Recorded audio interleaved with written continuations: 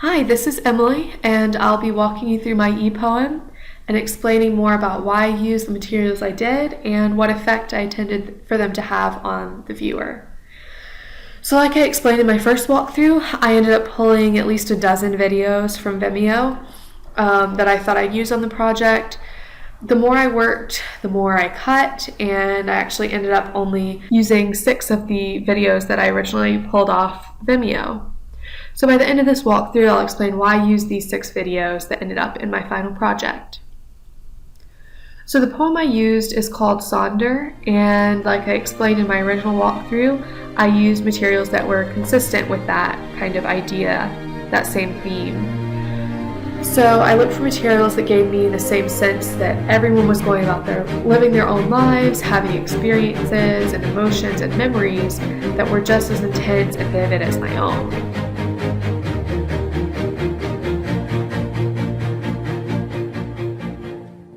So I guess what really intrigues me about this sense of Sonder is that it makes my own life feel almost insignificant, yet meaningful and important and, well, significant at the same time. So I decided to take advantage of that sort of paradox and juxtapose quiet, personal images of people being still and self-reflective with images that focused on the big picture, like a cityscape or a group of people or a busy street corner.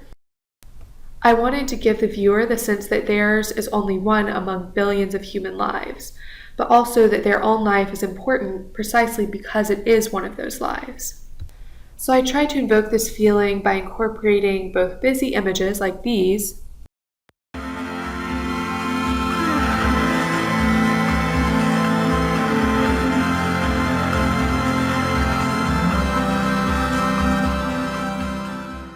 as well as more introspective shots like these.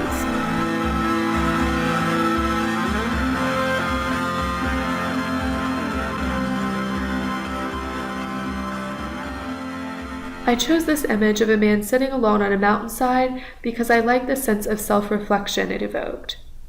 I thought it worked well with the line in which you might appear only once. When I read this part of the poem, I'm reminded that I also appear only once. To me, this line is a reminder to make the most of the life we are given with the time we have. I tried to evoke the same sense of self-reflection by including the image of a man turning the camera back on the viewer. So throughout the whole e-poem, I tried to use images that paralleled the words of the poem. So I thought this man from a video I found on Vimeo called Sofia's People was definitely a really unique, kind of crazy character, so I decided to pair his image with the words inherited craziness in the poem.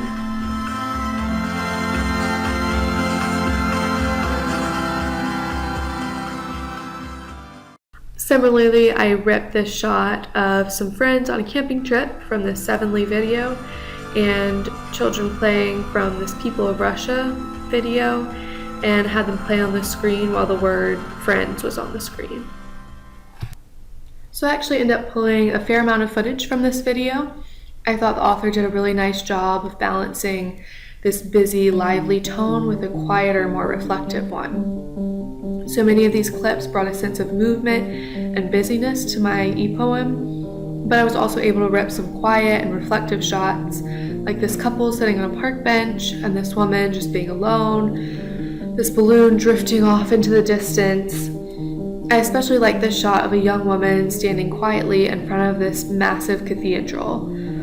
It really invoked this sense of stillness in the face of grandeur and chaos that I was going for. So like I said, I incorporated quite a few clips from people in sunny Russia. I also used Sofia's People and New York people a fair amount for the same reasons and just to add a little variety. In between these clips, I added a few sped up shots of a crowded subway from this film school application that I found on Vimeo. I thought it reinforced this sense of Sonder that the whole piece is about. It also conveniently divided up the sections of this poem so that the reader is given a moment to just watch and reflect and isn't being constantly bombarded with words. Similarly, I included a few nature shots in order to buffer all the movement happening in the rest of the piece. So finding a final image for this poem actually turned out to be quite challenging. I looked all over YouTube and Vimeo trying to find this lighted window at dusk that I had envisioned to close the piece out. So I spent much longer than I probably should have looking for that and just couldn't find anything I liked. So I actually came across this final clip in this LA Light video that I had already imported and used. It's a very simple clip, which is what I really needed to close the piece.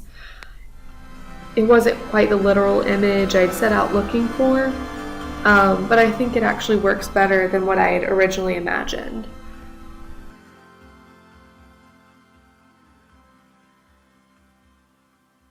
So those 6 videos are actually the only ones I ended up using in the final draft. I thought it actually turned out pretty well. There were a few spots where I felt like the images were just filler, so I went back in and switched those sections out with images that I thought would be a little more meaningful and actually support and contribute to the theme I was developing.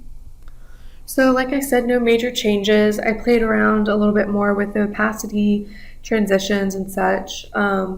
Again, I just felt like it didn't contribute anything and it kind of disrupted the flow that I had already spent so much time creating. I had some suggestions to play around with different fonts and see if that might add anything. At first I really liked that idea and I tried some new fonts, but again I ended up just leaving as it was. I do like the simplicity of this font, but honestly at this point I spent so many hours looking at this project, it might just be that I'm a little, emotionally attached to this version.